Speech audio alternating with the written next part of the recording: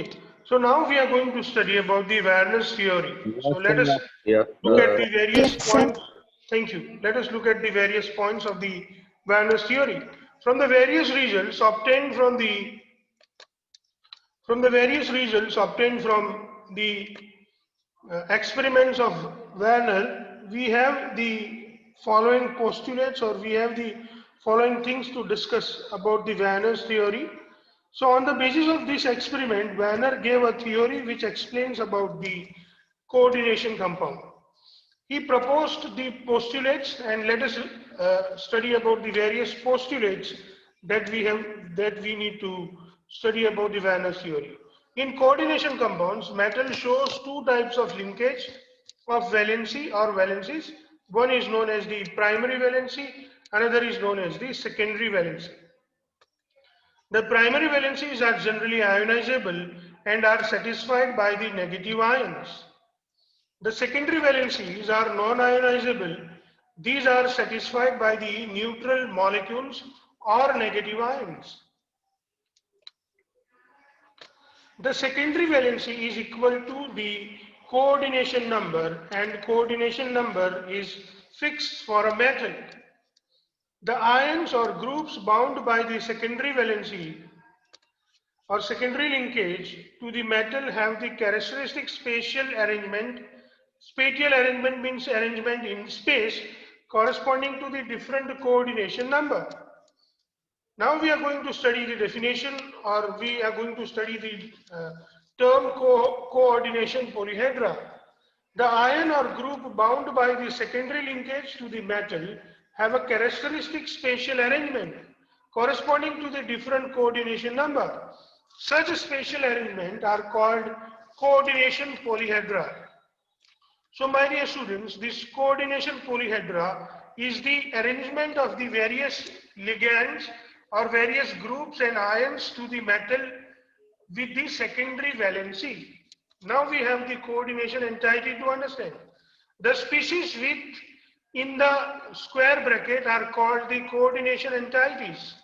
So whatever the species we write into the square bracket, we consider them as a coordination entities. Counter ions. Ions outside the square bracket are called counter ions.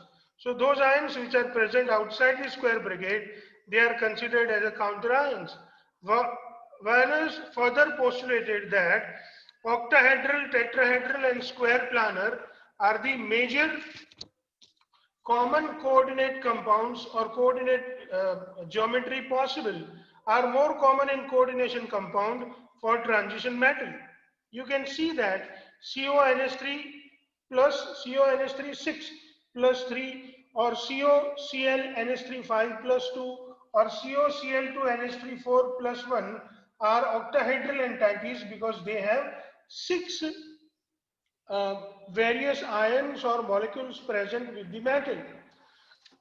NiCO4 is tetrahedral, whereas PtCl4 minus 2 is square planar. We will study them why they are square planar or octahedral or tetrahedral in detail when we will study about the valence bond theory for coordination compound. We know that the valence bond theory says that when the hybridization is sp3, it is tetrahedral. When the hybridization is sp3d2 or d2sp3, they are octahedral. And when the hybridization is dsp2, they are going to be square planar. Now we have a question which is belonging to the solved example from the textbook. On the basis of the following observation made with the aqueous solution, assign secondary valency to the metal in the following compounds.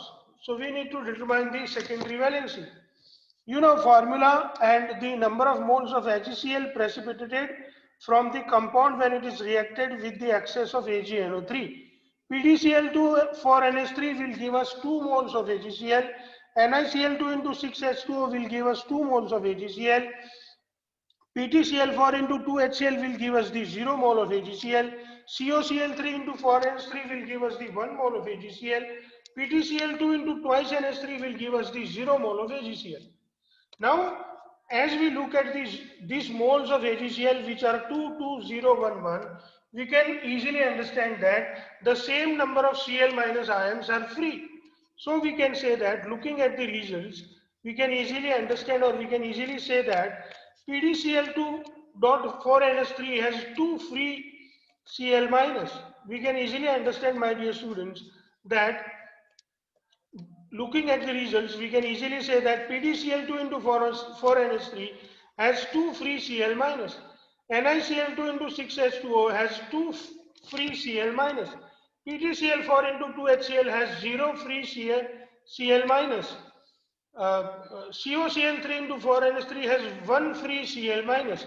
PtCl2 into 2NH3 has zero free Cl minus.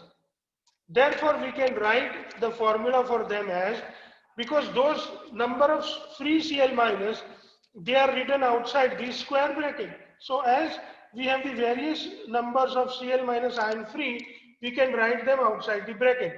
So PtCl2 into 4NH3 is nothing but PdNH3 4Cl2 outside.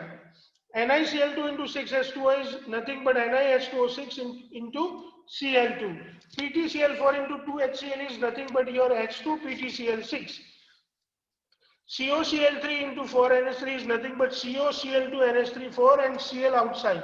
And PtCl3 2NH3 is nothing but your PtCl2 NH3 twice. So by using or by knowing the number of Cl minus or number of free Cl minus, we can write them outside and we can understand their formula. Now we need to determine their secondary valency. So I have written the formula and then I have written the coordination number or secondary valency. So you can see that in the compound PtNH3 4Cl2, in the square bracket with Pt, there are 4 NH3 are bonded, and that is why the secondary valency is 4. Same way we can understand for NiH2O6Cl2, the secondary valency is 6. For H2PtCl6, the secondary valency is 6. For CONH3 4Cl2 into Cl, the secondary valency is 6. PtNH3 twice Cl2, the secondary valency is 4. So my dear students, we can easily understand that the number of groups present inside the square bracket will give us the secondary valency. Here all the groups have only -1 charge, or they have the capacity to bond with the single atom, and that is why we have considered them as a number of groups or ions present. Now we want to understand the difference between the double salt and a complex. So there is a large difference between the double salt and a complex. Let us see what is the difference between the double salt and a complex. Now first we need to understand what is the similarity between the double salt and complex. The similarity, both the double salt as well as the complexes are formed by the combination of two or more stable compounds in the stoichiometric ratio. So here when when two or more compounds combines with each other, they gives us the complex or double salt. This is what it is the common between both of them. Then what is the difference? Double salt completely dissociate into simple ions when dissolved in water, but complex ion such as FeCN6-4 or K4FeCN6 do not dissociate in Fe plus 2 and 6Cn minus when dissolved in water, my dear students. So this is how we can truly understand about the difference between the complex ions as well as the double salt. When we look at the other examples of double salt, the examples for double salt are carnallite, which is KCl into MgCl2 into 6H2O. Mohr salt, which is FeSO4 into twice NH4 twice SO4 into 6H2O. Potash alum is your KAlSO4 twice into 12H2O, or you can even write the potash alum as K2SO4 into Al2SO4 into 24H2O. My dear students, you might have seen this alum. In Gujarati we call it fatakri, and that is what it is, a double salt. It is not a complex compound. But when we look at the complex compound, the example of complex compound is K4FeCN6. Now we should understand the reaction of ionization of these complexes and double salt when added to water. When a double salt KAlSO4 twice into 12H2O is added in water, it produces K plus Al plus 3 and 2SO4 minus 2. But when the complex K4FeCN6 is added in water, it produces 4K plus and FeCN6 minus 4. My dear students, the Fe present inside the square bracket and 6Cn minus ions present inside the square bracket, they do not dissociate when the complex is added into the water. So I hope, my dear students, now you must have understood about the difference between the double salt and the complex. Now we want to study the various important terms related to the coordination compound. The first term that we need to study is the coordination entity. A coordination entity constitutes a central metal atom or ion bonded to a fixed number of ions or molecule written in the square bracket. So we have the examples of coordination entity as NiCO4 into the square bracket, FeCN6 minus 4 into the square bracket, CO NH3 Cl3 into the square bracket. So the something that is present into the square bracket is considered as a coordination entity. Now we shall move to the next term, that is what it is known as the central atom or central ion. The coordination entity in the atom or ion to which a fixed number of ions or groups are bound in a definite geometrical arrangement around it is called the central atom ion.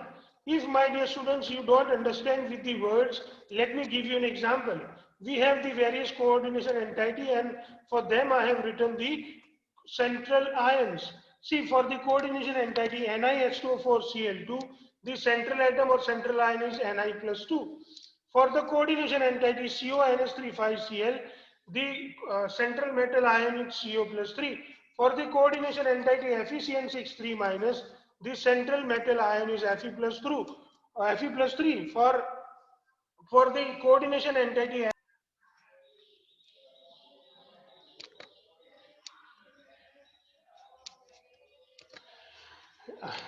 the central metal ion, my dear students, can you hear? Hello, can you hear me? Okay. Hello, can you hear me, dear students? Dear students, can you hear me? Yes. Okay, thank you. Yes, sir. Thank you for your reply. So we have seen the central, Yes, sir. but now we are going to see the central metal atom. So in this complex NiCO4, we have the central metal atom is Ni. In the coordination entity FeCO5, we have the central metal atom as Fe. Thus, central atom or ions are also referred as Lewis acid. Why they are Lewis acid? Because they accept the electrons from the donors. They may be the negative ions or the uh, neutral molecules. Now we need to study about the ligands. The ions or molecules bound to the central atom or ion in the coordination entity are called ligands. Ligands may be simple ions such as Cl minus, SO4 minus 2, NO3 minus, Br minus, PO4 minus 3 and so on. Or ligand may be simple ions, or ligand may be something else. What something else they can be? Or ligands may be small molecules such as H2O or NH3. Or ligands may be larger molecules such as ethylene diamine, which is written as NH2, CH2, CH2, NH2.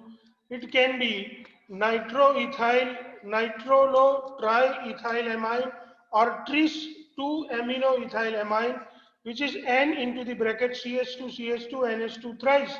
Or it can be molecule or macromolecules such as proteins.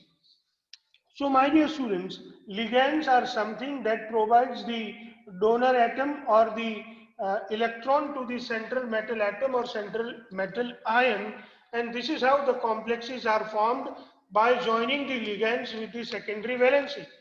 Ligands are of various types, my dear students. First, let us understand the unidentate ligand. When a ligand is bound to a metal ion through a single donor atom, the ligand is said to be unidentate. For example, Cl minus, Br minus, NO3 minus, Cn minus, they all have -1 charges and they are ions as a unidentate ligand. You have NH2 and H2O, they have only one atom which has the lone pair, and that lone pair can be donated to the central atom, and that is why they are the neutral molecule as a unidentate ligand. Now we are going to study about the didentate ligand, my dear students. When a ligand can bind through two donor atoms, the ligand is said to be didentate ligand. Let me repeat for you, my dear students, that when a ligand can bind or can combine with two donor atoms, such ligand is known as the didentate ligand. Let us look at the various examples of the didentate ligand. First, we will look at the ions as a didentate ligand. They are C2O4 minus 2, which is known as the oxalate ion. Then we have sulfate ion, SO4 minus 2. Then we have carbonate ion, CO3 minus 2. Then we have oxide ion, O minus 2. Then we have sulfate ion, SO4, sulfide ion, SO3 minus 2. So these are the ions which are bonded to the central metal atom, and they are the didentate ligand. Then we have the another didentate ligand, which is a neutral molecule. The name of this ligand is ethylene diamine, which is simply represented as into the bracket En, and the formula is NH2CH2CH2NH2. My dear students, you can see that on 2 nitrogen, I have shown you the lone pair, and when we look at the lone pair, we can easily understand that these 2 nitrogen can easily donate the lone pair, and from these 2 nitrogen, this particular ligand can bind with the central metal atom, and that is how we can understand about the didentate ligand. Now we want to study about the tridentate ligand, my dear students. So when a ligand can bind through 3 donor atoms, the ligand is said to be tridentate ligand. We have the example of the tridentate ligand, which is an ion, which is PO4 minus 3. That is what it is known as the phosphate ion. But if we want to look at the neutral molecules, then we have diethyl, diethyl, diethylene triamine. So we have the tridentate ligand, whose name is diethylene triamine, which is also called bis 2-aminoethylamine. You can see here, my dear students, that in bracket we have CH2, CH2, NH2 2 times. So 2 N are present into this bracket, whereas 1 N is present outside, which can donate the electron, and that is why it becomes the tridentate neutral molecule ligand. It is also known as DETA. DETA full form is diethylene triamine. So that is what it is known as DETA.